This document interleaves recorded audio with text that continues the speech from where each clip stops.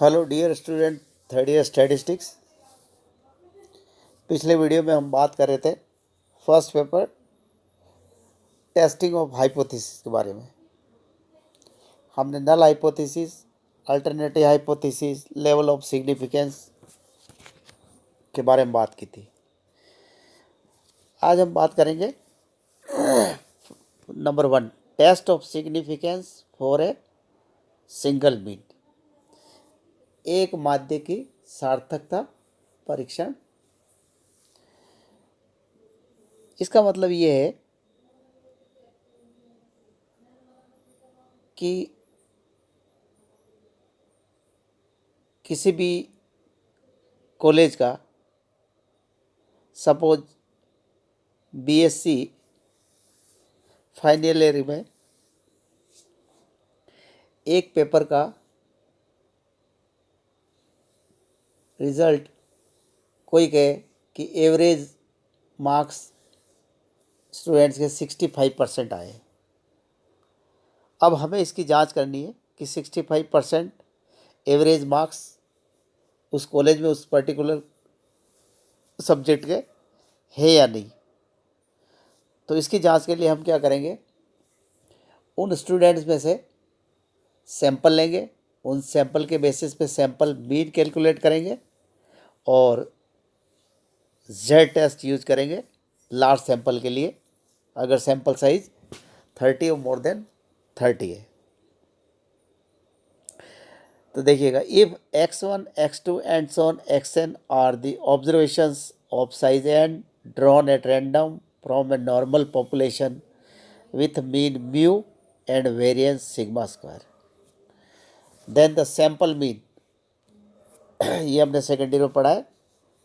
Then the sample mean x bar follows normal with mean mu and variance sigma square upon n asymptotically as n tends to infinity, that is for large sample, and expectation of x bar is equal to mu, sample mean population mean का unbiased estimate होता है, that is expected value x bar is equal to mu, and variance of x bar is equal to sigma square upon n. This implies standard error of x bar, और standard error of x bar होती है root of variance of x bar. तो ये हो जाएगा sigma upon under root n. Then the standard normal variate corresponding to x bar becomes z is equal to, standard normal variate का formula होता है ये X bar minus E X bar upon standard error of X bar. ऊपर से value put करेंगे तो X bar minus mu upon sigma by under root N, this is also follow normal with mean 0 and variance 1, that is standard normal variate कहते हैं इसको, जिसको Z के नाम से जाना जाता है। If the population standard deviation sigma is known, we use formula 1, and if sigma is unknown, then we use its estimate provided by the sample variance is given by sigma cap square, इसको cap बोलते हैं, that is estimate of this is small s square. This implies standard deviation का estimate हो जाएगा sample standard deviation S for large samples. अब हम एक question solve करेंगे। क्वेश्चन फर्स्ट देखिएगा, it is claim that a random sample of 100 tyres with mean life 15,269 kilometres is drawn from a population of tires which has mean life of 15,200 kilometers and a standard deviation of 1248 kilometer. Test the validity of the claim. Question को अच्छे से पढ़ के समझना है कि क्या क्या गिवन है हमको। सबसे पहले क्वेश्चन में आप देखेंगे तो ये क्या कहना चाह रहा है, ये क्वेश्चन ये कहना चाह रहा है कि एक टायर्स का बहुत बड़ा पॉपुलेशन है और उसमें से पॉपुलेशन के बारे में क्लेम कर रहे हैं कि उस पॉपुलेशन के जो टायर है उनकी मीन लाइफ 15,200 किलोमीटर है। इसकी हमें जांच करनी है और किसके बेसिस पे? सैंपल लिया 100 टायर्स का और उनका सैंपल मीन 50,269 किलोमीटर है। इसके बेसिस पे इस क्लेम की जांच करनी है। तो we are given n is equal to 100, x bar is 15,269 kilometre. Now null hypothesis, और नल हाइपोथेसिस हमारी होती है, हमने पढ़ा है पिछले वीडियो में, स्टेटमेंट ऑफ नो डिफरेंस, यानी जो क्लेम किया है उसको सही मानेंगे। तो mu is equal to 15,200 kilometre. Alternative hypothesis H1, mu is not equal to 15,200। Level of significance, यहाँ पे ये देखना है, अगर लेवल ऑफ सिग्निफिकेंस गिवन है तो हमें वही यूज़ करना है 5% या 1%, और अगर नहीं गिवन है तो हम generally 5% level of significance use करते हैं।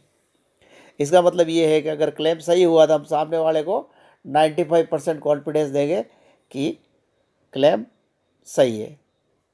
Now test statistic under H naught, Z is equal to x bar minus mu sigma upon under root n follows normal 0 1।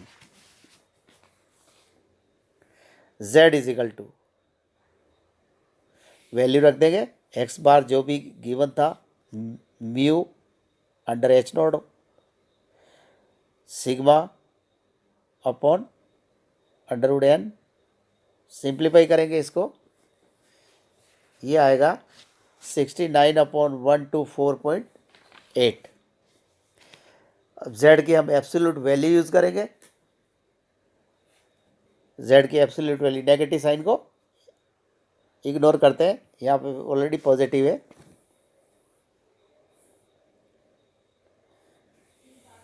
z calculate 0.553 आ रहा है। अब क्या कंक्लूजन निकालेंगे, क्या तो देखिएगा, since z calculate 0.553 is less than z tablet, ये table value होती है स्टैंडर्ड z की 5% 1% पर, तो z tabulate 1.96 at 5% LOS। It mean z calculate जब भी लेस देन होता है z टेबुलेट से, तो हम नल हाइपोथेसिस को एक्सेप्ट करते हैं। तो यहाँ पर भी हम नल हाइपोथेसिस को एक्सेप्ट करेंगे और नल हाइपोथेसिस हमारी क्या थी? Mu is equal to 15,200 kilometre, and we conclude that claim is valid, that is it means given sample has been drawn from a population of tires which has mean life mu is equal to 15,200 kilometre. यदि यहाँ पर हमारा z calculate greater than आ जाता है z tablet से, तो null hypothesis को reject करते हैं और हम कहते हैं हमारा क्लेम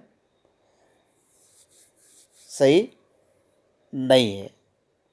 तो ये बात हो गई जब आपको पॉपुलेशन का एसडी गिवन हो तो ये फॉर्मूला यूज़ होगा, और पॉपुलेशन का एसडी अगर गिवन नहीं है तो उस समय उसका एस्टीमेट सैंपल वेरिएंस या सैंपल एसडी गिवन होगा, तो उस फॉर्मूले को हम यूज़ करते हैं, जो कि हम नेक्स्ट वीडियो में बात करेंगे। Thank you.